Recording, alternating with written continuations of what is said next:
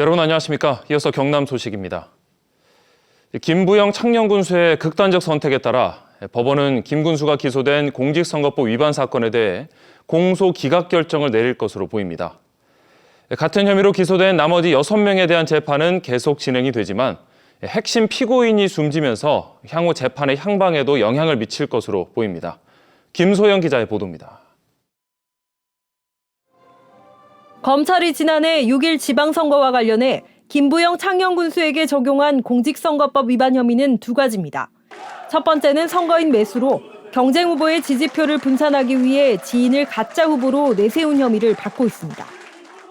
김 군수는 사업가를 통해 후보에 출마한 지인 등 3명에게 3억 원을 제공하기로 약속하고 1억 3천만 원을 건넨 혐의를 받고 있습니다. 또 선거구민 20여 명에게 37만 원어치의 식사를 제공하고 또 다른 선거구민에게 현금 100만 원을 제공한 혐의도 받고 있습니다. 김 군수는 혐의를 강하게 부인해왔습니다.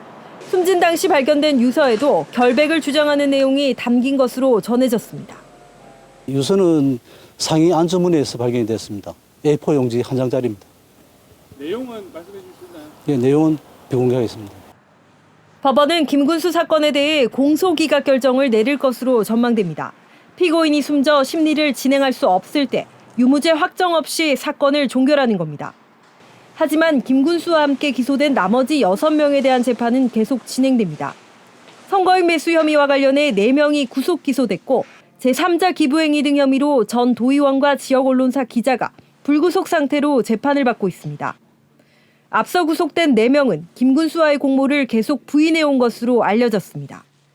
한편 검찰은 김 군수의 극단 선택에 대해 진심으로 안타깝게 생각한다라면서도 사건 관련 내용이 담긴 유서에 대해서는 공식 입장을 밝히지 않았습니다. 또 기소된 혐의 말고는 검찰이 추가로 김 군수를 수사 중인 사건은 없다고 밝혔습니다. KBS 뉴스 김소영입니다. 오는 3월 당대표 선출을 앞둔 국민의힘 당권 주자들이 어제 창원을 찾아 저마다 지지를 당부했습니다. 수도권을 제외하고 책임 당원이 가장 많은 영남권 공략에 나선 건데요. 경남 현안 해결에 당력을 모으겠다고 약속했습니다. 천연수 기자입니다. 국민의힘 경남도당 신년 인사회. 오는 3월 8일 국민의힘 당대표 선출을 앞두고 당권 주자들이 얼굴을 내밀었습니다. 공식 출마를 선언한 5명 가운데 김기현 의원을 뺀 4명이 참석해 경남과의 인연을 강조했습니다.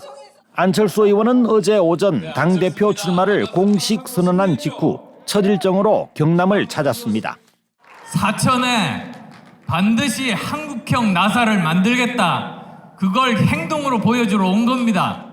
윤상현 의원은 내년 총선 승부처인 수도권 승리를 위해 영남의 지지가 중요하다고 했습니다. 수도권에서 이기기 위해서 영남이 보수의 심장이지만은 수도권 손과 팔다리가 싸운다는 꼭 기억해 주십시오.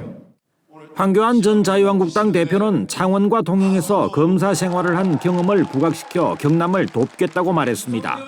통영시청장 자가 있습니다. 오늘 시장님도 나오고 계시는데 아주 운이 많은. 조경태 의원은 지역민과 청년을 위한 역할을 내세우며 개혁 적임자임을 강조했습니다. 우리 젊은 청년들에게 또 지역 주민들에게 대한민국 국민들에게 꿈을 드리기 위해서 내년 총선의 공천권을 쥐게 될 신임 국민의힘 당대표 선출은 100% 책임당원 투표 방식. 영남권은 국민의힘 80만 책임당원 가운데 절반 정도를 차지하는 전략 지역으로 꼽힙니다. KBS 뉴스 천연수입니다. 진주시가 한 초등학교가 수십 년째 써온 학교 안 통로가 공용도로인 사실을 뒤늦게 알아채고 도로 정비 공사를 했습니다. 하지만 학교 측이 이 도로를 두고 어린이 보호구역인 스쿨존 지정 신청을 미루면서 아직 횡단보도조차도 만들어지지 않고 있는데요. 그 사이에 하굣길에 나선 학생이 차량에 부딪히는 사고를 당했습니다. 최진석 기자가 보도합니다. 지난해 12월 말 진주의 한 초등학교 정문 앞 도로입니다. 도로를 달리던 차량이 학교에서 자전거를 타고 나오는 아이와 부딪힙니다. 아이는 이 사고로 발목 등을 다쳐 전치 4주 진단을 받았습니다. 문제는 사고가 난 곳이 학교 정문 앞 도로인데도 어린이 보호구역, 스쿨존으로 지정되지 않은 겁니다. 상식 밖의 얘기고 도저히 납득이 가지 않습니다. 안전시설이라고는 과속 방지턱이 전부입니다. 이 초등학교의 정문 앞인데요. 학생들의 이동이 가장 많은 곳이지만 횡단보도와 신호등조차 없고 과속 탐지기도 설치되지 않았습니다. 불법 주정차 과태료도 일반 도로 기준으로 부과되고 제한 속도도 시속 30km가 아닌 50km가 적용되고 있습니다. 학교가 수십 년 전 이 도로 양쪽에 임의로 정문과 후문을 만들어 사람과 차량 통행이 가능한 학교 안 통로로 사용했기 때문에 스쿨존 지정에서 제외된 겁니다. 이 도로가 일반 공영도로인 사실을 진주시가 확인한 건 지난해 2월. 이어 지난해 9월 도로와 보행로를 구분짓는 정비공사를 마쳤습니다. 그런데도 학교 측은 지난해 12월에서야 스쿨존 지정 신청을 한 것으로 확인됐습니다. 아직도 스쿨존으로 지정되지 않은 상태입니다. 당장 수업 내가예요. 하게 밝혀야 되죠. 당장 애들 교육 활동하고 관계되는 여기 집중하다 보니까 시간이 조금 걸렸어요. 한편 이 학교 정문 앞 도로에서 교통 사망 사고가 났을 경우 민식이법이 적용되지 않고 상해 사고도 12대 중과실 사고가 아닌 일반 교통사고로 처리받아야 합니다. KBS 뉴스 최진석입니다. 어제보다는 대기질이 많이 호전됐습니다. 오늘 오전 5시 기준 미세먼지 농도를 보시면 대부분 보통 수준을 회복한 가운데 김해만 81마이크로그램으로 나쁨 수준 보이고 있는데요. 다만 대기가 정체한 상태에서 잔류한 미세먼지로 인해 오전에 일시적으로 먼지 농도가 짙은 곳들이 있겠습니다. 호흡기 약하신 분들은 주의하셔야겠습니다. 오늘도 기온은 평년을 웃돌지만 낮과 밤의 기온차는 크게 벌어집니다. 일부 지역을 제외한 대부분 지역에서 영하권으로 출발하고 있고요. 낮 기온은 10도를 웃돌며 평년보다는 3에서 크게 6도가량 높겠습니다. 현재 위성 영상 보시면 일부 미세먼지 농도가 높은 지역을 제외하고 하늘빛 자체는 맑게 드러나 있습니다. 출근길 현재 기온 보겠습니다. 함안과 의령이 영하 5도, 창녕 영하 4도, 고성 영하 2도를 나타내고 있고요. 낮 최고 기온은 11도 안팎이 예상됩니다.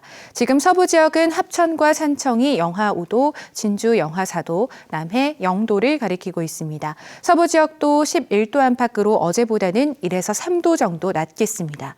오늘 동해상으로는 오전부터 물결이 높게 일고 바람도 강하겠습니다. 여기에 앞바다로는 너울까지 더해지겠습니다.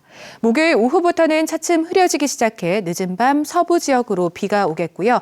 금요일 오전부터 일요일 오전까지는 경남 전역으로 비가 내리겠습니다. 날씨였습니다. 어제 저녁 7시 반쯤 합천군 용주면의 한 야산에서 불이 났습니다. 산림당국은 소방차 등 산불 진화 장비 20대와 산불 진화 대원 95명을 투입해 1시간 반 만에 불길을 잡았습니다. 산림당국은 산불로 인해 다친 사람이나 시설 피해는 없는 것으로 보고 있고 정확한 화재 원인과 피해 면적을 조사할 예정입니다. 경남경찰청 광역수사대는 무등록 약국을 만들어 의약품을 판 혐의로 20대 외국인 여성을 구속하고 약품 공급자 등 12명을 불구속 입건했습니다. 이들은 2021년 4월부터 김해시 어방동의 한 아파트에서 처방이 필요한 전문 의약품과 일반 의약품 100여 종을 SNS를 통해 판 혐의를 받고 있습니다. 김해시가 최근 불법 논란이 제기된 김해 대동과 상동 파크 골프장을 원상 회복 조치한 것으로 확인됐습니다. 김해시는 대동은 보전지구, 상동은 취수장과 불과 3.3km 떨어져 파크 골프장이 들어설 수 없는 곳으로 낙동강 유역환경청으로부터 원상복구 행정명령을 받았다고 밝혔습니다. 남해 여수 해저터널이 올해 말부터 공사에 들어갑니다. 남해군은 최근 해저터널 공사 설계비로 국비 486억 원을 확보했고 행정 절차를 거쳐 올해 말부터 공사를 시작할 예정이라고 밝혔습니다. 2029년 개통이 목표인 남해 여수 해저터널이 만들어지면 남해와 전남 여수 이동거리가 현재 1시간 30분에서 10분대로 줄어듭니다. 진주시가 농촌마을 농번기에 공동급식을 지원합니다. 진주시는 농번기에 20명 이상 공동급식할 수 있는 마을 26곳을 선정해 조리원 인건비와 재료 구입비 등 마을당 250만 원을 지원할 예정입니다. 마을 공동급식은 농번기 점심 식사 준비 시간을 절약해 일손 부족에 도움을 주고 있습니다. 지금까지 경남 소식 전해드렸습니다.